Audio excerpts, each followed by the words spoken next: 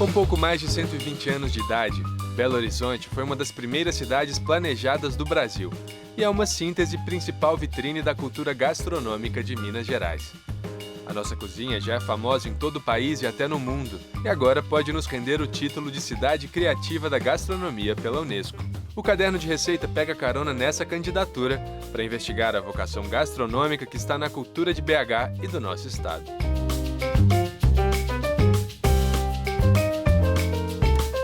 Belo Horizonte, na verdade, já é uma cidade da gastronomia e a gente está só lutando agora para ter esse título, né? A Unesco tem uma rede de cidades criativas. Essa rede contempla não só a gastronomia, mas contempla cidades criativas, né? A economia criativa no âmbito da cinema, artesanato, enfim, são 7 categorias dentro dessa rede de cidades criativas e Belo Horizonte vem concorrendo ao título dentro da gastronomia.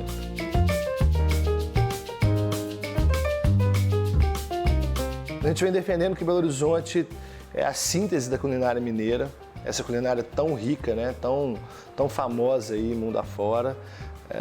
E além de possuir um DNA muito forte, né? A gastronomia mineira possui um DNA, enfim, muito específico de Belo Horizonte. Se você for numa mesa em qualquer lugar do Brasil e bater o olho, às vezes você fala, poxa, essa é comida mineira. Então a gente vem defendendo não só esses 2 fatores, né, mas a importância também que essa economia traz para Belo Horizonte, o que ela hoje representa dentro da nossa economia, na geração de empregos, enfim.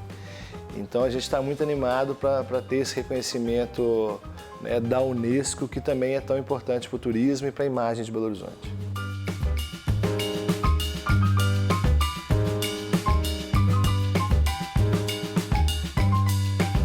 Foi um trabalho a várias mãos, foi um trabalho que a Belotour capitaneou, mas não é um trabalho da Belotour, é um trabalho que foi feito com a Brasel, com restaurantes, com chefes de cozinha, com sociedade civil, com faculdades, enfim, universidades. Então, na construção do dossiê, para que a gente conseguisse entregar para a Unesco um documento robusto, um documento completo, que de fato refletisse o que acontece na nossa cidade no âmbito da gastronomia.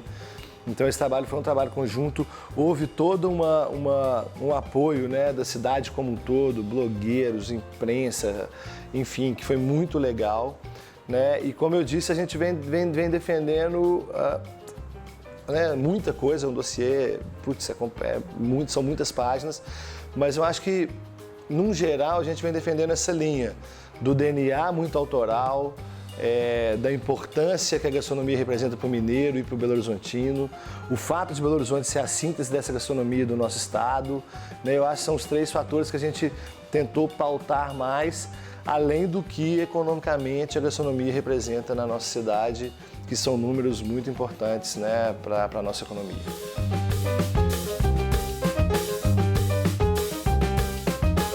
E a importância de participar de uma rede dessa.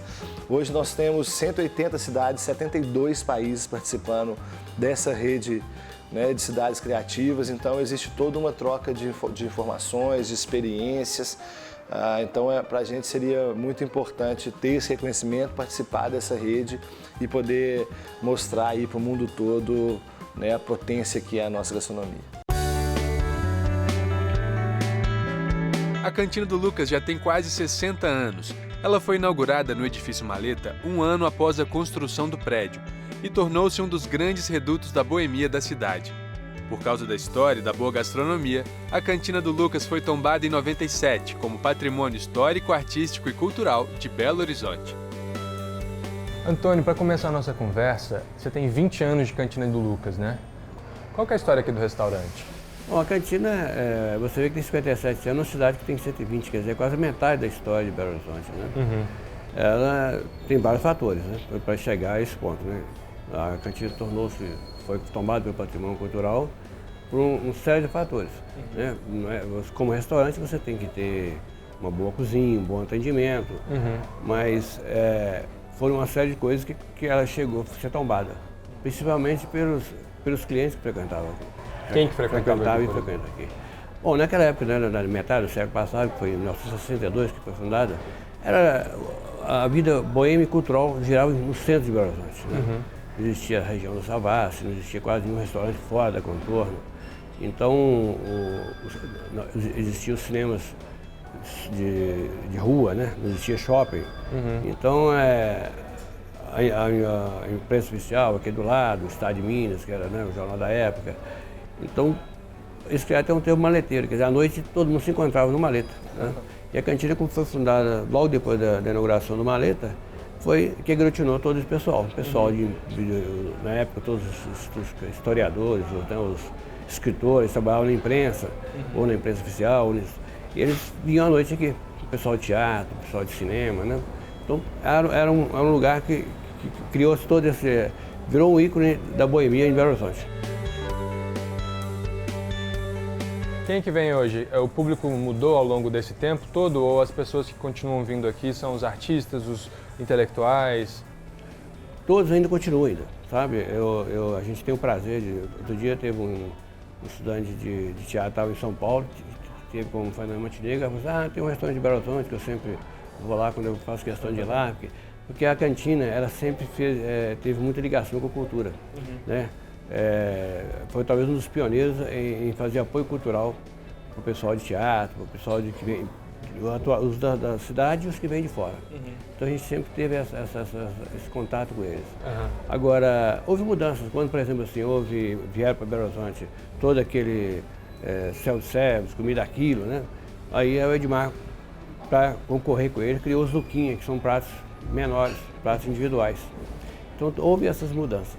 Mas se manteve, desde o princípio, o básico. Por exemplo, todos os nossos molhos são feitos na casa. A gente não compra preparo para molho nem nada, né? Por exemplo, você vai fazer o parmegiana, que é o carro-chefe da casa. O diferencial é o molho. E o molho ao suco é feito aqui. A gente compra os tomates, faz o molho preparado aqui. Entendi. Entendeu? Então, para manter a qualidade, né? Para manter a qualidade.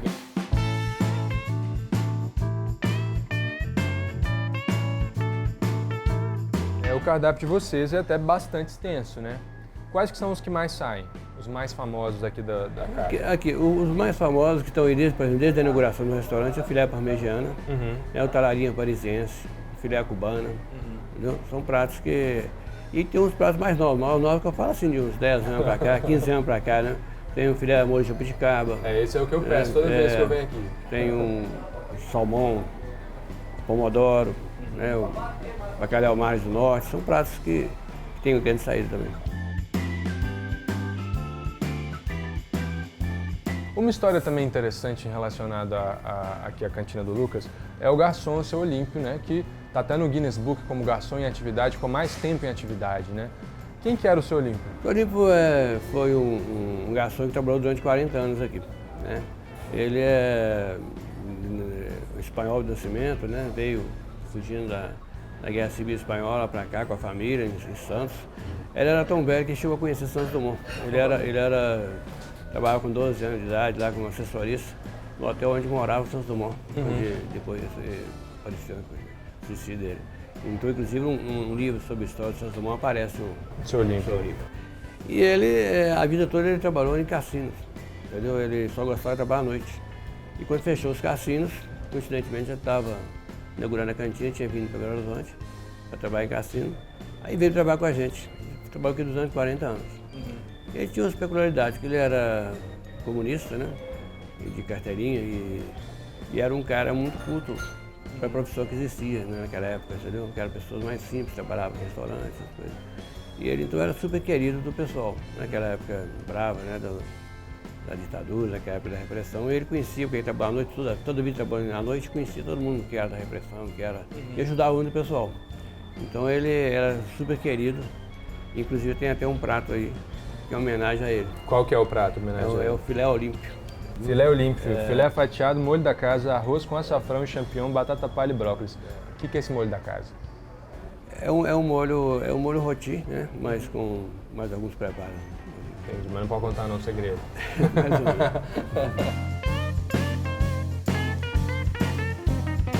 Podemos experimentar?